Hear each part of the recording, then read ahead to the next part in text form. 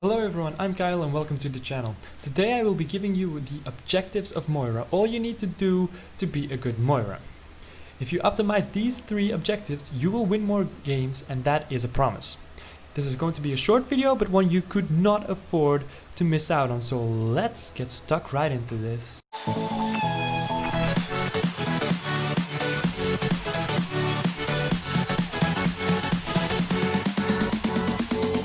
Let's break it. Damn!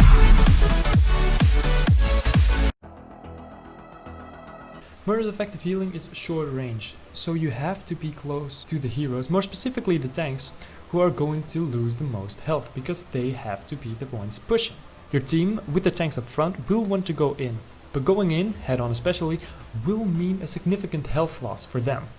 You, as Moira, need to keep your teammates' health topped up. But how are you going to do that if you stay in the back? You're simply not going to. So positioning wise, stay with your tanks, you heal them, and in return they protect you. Make sure you don't actually stay right next to your tanks. You're not a tank yourself, okay? You're still pretty squishy. Also, if you're staying in the middle of your team instead of right at the tanks or in the back line, you can heal everybody and not just the tanks, just by turning around to heal the back line. There will be a graph on screen that hopefully helps you see what I mean.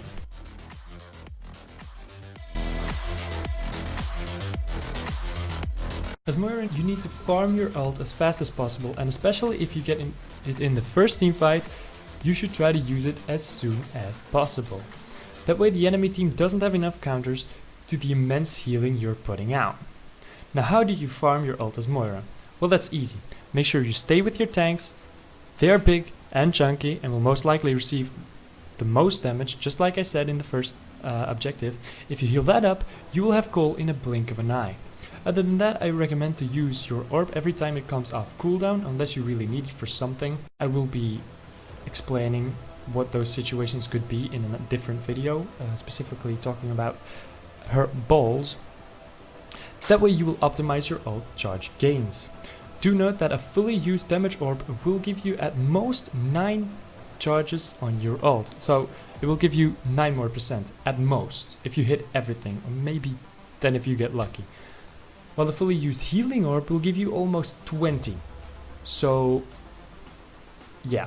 But then again, if you're going to the fight or if you're on defense and the gates have just opened, there is no shame in throwing a damage orb. A personal tip is to stop using damage orb when your ult charge is at 90 or higher. If you just heal some more, you will get it anyway. That way you can use one of your orbs with your ult. Now we have come to the third objective. As Moira, it is your job to protect your teammates. You can do this by healing them, obviously, but you can also do this by removing the threat to your allies, right?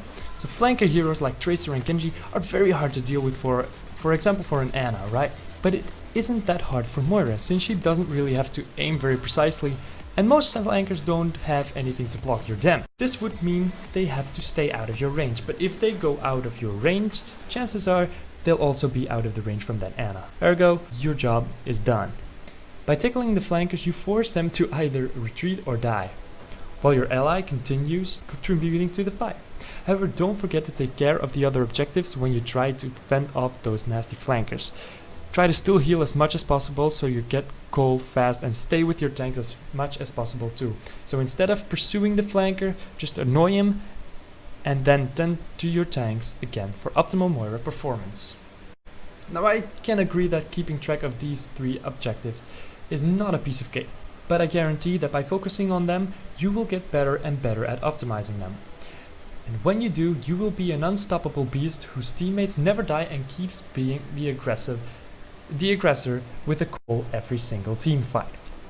So that was it for this short but nonetheless very important video, if not the most important and useful Moira video out there. Please leave a like if you agree, then I would ask you to subscribe and turn on notifications because my uploading schedule is like the Soul Dynasty, very inconsistent. Then I hope I'll see you in the next one. Goodbye.